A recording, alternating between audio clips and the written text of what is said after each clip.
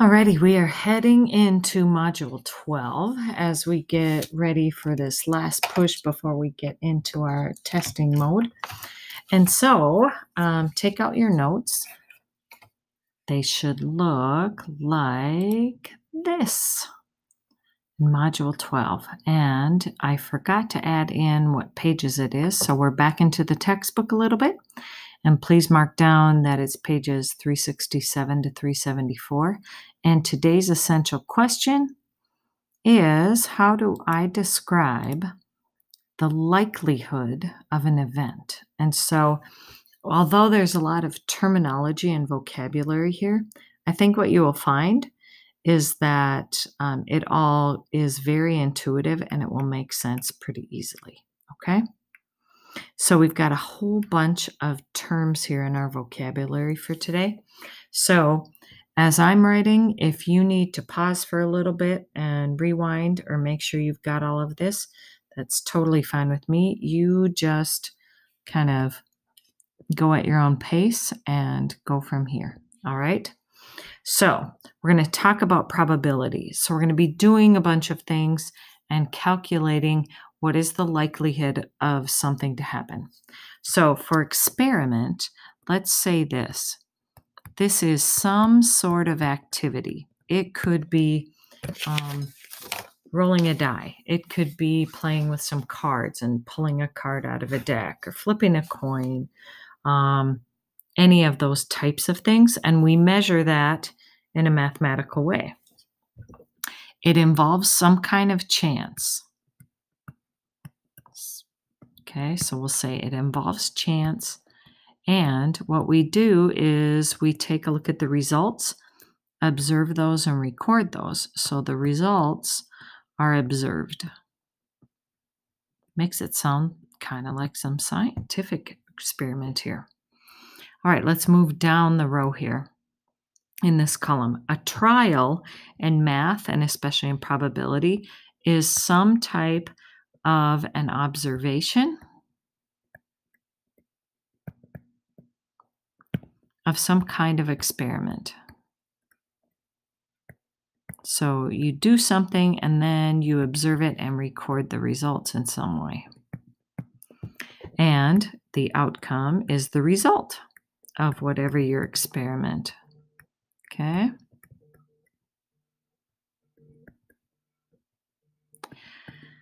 As far as event up here, we're going to call this a set of one or more outcomes.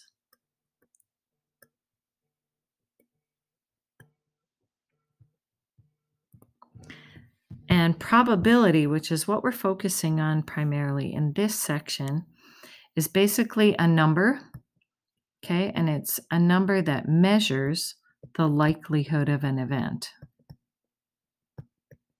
So how probable is it to happen? The likelihood.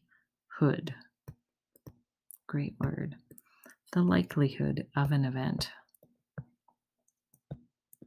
I'm going to come back to sample space in a little bit. The way mathematically, because you know we like to be a little more concise with our words, we write capital P and in parentheses, we usually write the word event, or we might put in the actual thing that is about to happen in that way. All right, we're going to come back to sample space, so hold your horses. All right, so first things first, let's dive in and think about all of this, how we measure this and finding the likelihood. So let's think about every single time that you roll a number cube. What they mean there is a die. They call it number cube because for whatever reason they don't like to refer to dice somehow in math. And it's numbered 1 to 6 like a standard one. And so this event right here is we're going to think about what happens when you roll a die. Okay. Now it says you're going to think about how many of the 6 possible results. So over here, I'm going to just write down. You have these results, 1, 2, 3, 4, 5, 6. Each one is equally as likely to happen. And we're going to roll this number cube and then think how possible is it. So when you think of this first one, okay, because then they're going to say let's number them from least likely to most likely. All right. And so we kind of need to go through them all first before we can really assess that. Rolling a number less than 7. Think about that. Aren't all of those less than 7? That is definitely a certainty. That's going to happen no matter what. Every single one of them is. So frankly, this is probably a 9 because that's a guarantee. Rolling an 8. That's impossible. That would fall definitely into the absolutely least likely thing to happen because that's not possible. Rolling a number greater than 4. Okay, that means not including 4. So we can only get a 5 or a 6. So that means you have 2 possibilities out of 6. So 2 out of the 6. Rolling a 5. Well, that's very specific. There's only one way that can happen of the 6 possibilities. Rolling a number other than 6. Other than 6. So that means it could be a 1, a 2, a 3, a 4, or a 5. So there's 5 ways of 6. The evens, 2, 4, 6. So that's kind of halvesies because you have 3 out of the 6. Rolling a number less than 5. That means it can't be 5 and it can't be 6. So that would be the 1, the 2, the 3, or the 4. So that means there's 4 ways out of the 6. Rolling an odd number. An odd number, well, that would be a 1, a 3, a 5. That means there's 3 ways out of the 6 possibilities. And the last one, rolling a number divisible by 3. A 3 is divisible by 3. A 6 is divisible by 3. So 2 of the 6 there. All right, so 1 is impossible. Now we should see what comes next as far as the least likely. All right, well, least likely, that would be this guy here, that 1 of 6. So I guess I'm going to put a 1 here. This would be the 2. All right, there's no other ones. So now I have these 2 here. These are both tied for a 2 out of 6. So we could say they're tied sort of for 3rd place. And we won't have a 4th place. Or if you wanted to call one of these a 4 and one of them a 3, they're equally likely. I'm going to say there's a tie for 3rd, and I'm not going to put a 4th place. Because when you have a tie for 3rd, then you got to go to 5th.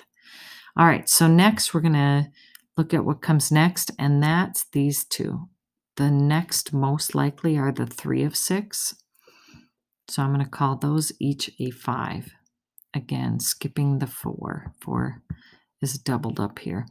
That means the 6 is also doubled up. So now the next possible one is this guy, 4 out of 6. So that's going to be the 7. This guy, the 5 out of 6, will be the 8, leaving the absolute guarantee as number 9. Were any of these events impossible? Yes. Rolling an 8, that's completely impossible. Rolling an 8. All right, so now that we've got kind of our mind on this, you can see there's a continuum here of events that'll happen. Either it's completely impossible or it's a guarantee. And so when we measure it from 0 to 1. And if we're smack dab in the middle, where you've got kind of even chances of things to happen, we'll put the fraction 1/2. Probability is also sometimes written as decimals. Again, we'd have 0 and 1, but maybe they'd write it as 5/10. Or sometimes you write it as a percent. Impossible is 0%. This one's 100%. And smack dab in the middle is your 50%. So now I really feel like this is pretty much intuitive when you're thinking about these. Tell whether each event is impossible, unlikely, as likely as not, that's smack dab in the middle, likely, or certain. Then tell where the probability is 0, close to 0, half, close to 1, 1. All right, so kind of on this continuum. You're going to roll a 6-sided number cube. That means a die. And the number is 1 or greater. Well, your only choices when you roll dice are 1, 2, 3, 4, 5, and 6. So could you get a 1 or greater? Well, good grief, that's a guarantee. So that is definitely certain, and it's equal to 1. You roll 2 number cubes, and the sum of the numbers on the dice are exactly equal to 3. Well, out of all the possibilities, the only way that's going to happen is if you roll a 1 and a 2, or a 2 and a 1, so that they add up to 3. So it could happen. It's not super likely. So I would say it's kind of unlikely. It's probably closer to 0. Close to 0. Sorry, my handwriting's pretty bad on this computer. Okay. Let's move on to C. A bowl contains discs marked with the numbers 1 through 10. You close your eyes, pick one at random, and you pick an odd number. All right, well, let's think about the numbers 1 through 10. 1, 2, 3, 4, 5, 6, 7, 8, 9, 10. How many of them are odd? 5 out of the 10. So that's as likely as not. Or how did they word it up here? Let me peek. When they said as likely as not. Yep. And I'm just going to write that as 1/2. Or if you like to refer to it as a percentage, that's fine. A spinner has 8 equal sections marked 0 through 7. Now, if that doesn't make sense to you, let's draw a picture. Let's pretend it looks like this. And you have 0, 1, 2, 3, 4, 5, 6, and 7. There's your 8 sections. I know that sounds weird because you think you should go to 8, but we started with the 0. Okay, you spin and land on a prime number. Whoa, you better remember which ones are prime, huh? All right, 0, nope. 0 has unique properties. We don't count it as a prime number, and neither is the number 1. That's unique. But 2 is prime because the only way you can factor 2 with whole numbers is 1 times the number itself. 3 is prime. The only way you can factor it is 1 times 3. Not 4. 5 is, and 7 is. So it looks like we have 4 out of the 8.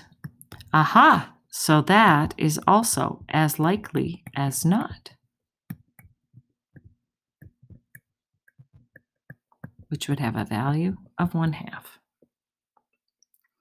All right, so I hope what you're determining or discovering here is that as we calculate probability, you basically write it as a fraction most of the time, unless we specifically say, hey, write this as a decimal or a percent. So think of this big line as a fraction bar, and in the numerator, what we record as the top number is the number of matching outcomes. So, for example, when I was saying you land on a prime, so that would be you get primes, the number of matches or matching outcomes. The denominator is basically the total possible. So, as we go to start calculating these, when you roll a number greater than 4, on a standard number cube. So let's think about that. Make a fraction. How many numbers are greater than 4? Psst, can't include 4. So that means you have 5 and a 6. So there's only 2 out of the 6. Don't leave a fraction that is not in simplest form. Let's simplify this to be 1/3. Okay? There you go. This is really seriously all we're doing. All right? Now, you did a lot of this in 5th and 6th grade, but I want to introduce this part, which hopefully will kind of become oh, sure, obvious, not probably, probability. I got to erase that, sorry. So when we call something called the complement, I'm not talking about, oh, you have such pretty hair, or, oh gosh, you look so good today. Not that kind of compliment. This kind of compliment is the probability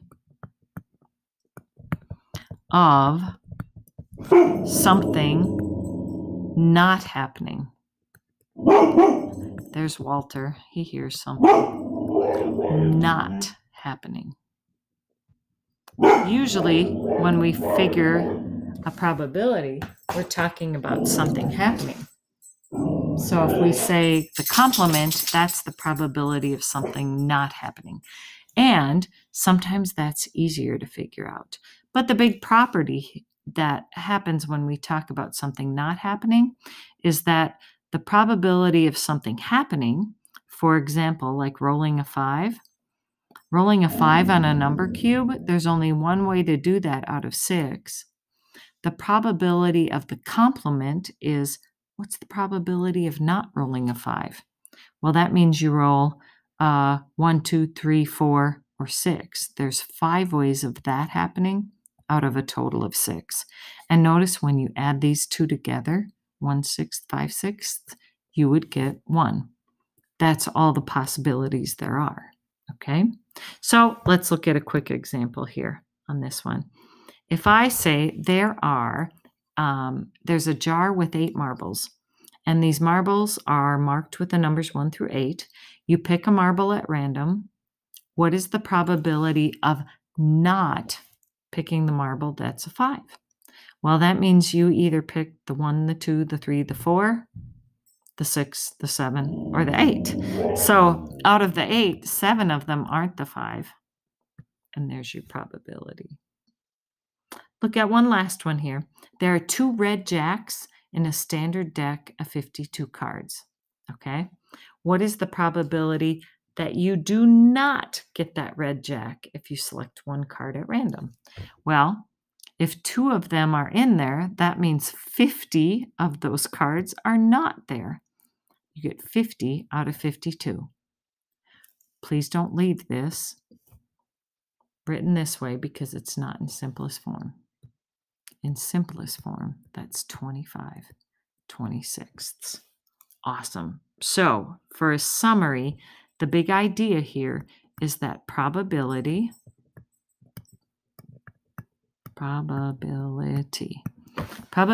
is a number, and it's always between 0 and 1. Okay, where 0 is completely impossible, and a 1 would be certain or a guarantee.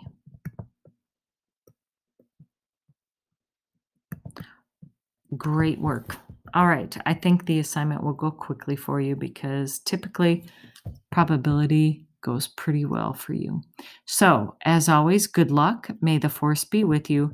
Check Schoology for your exact assignment in your textbook.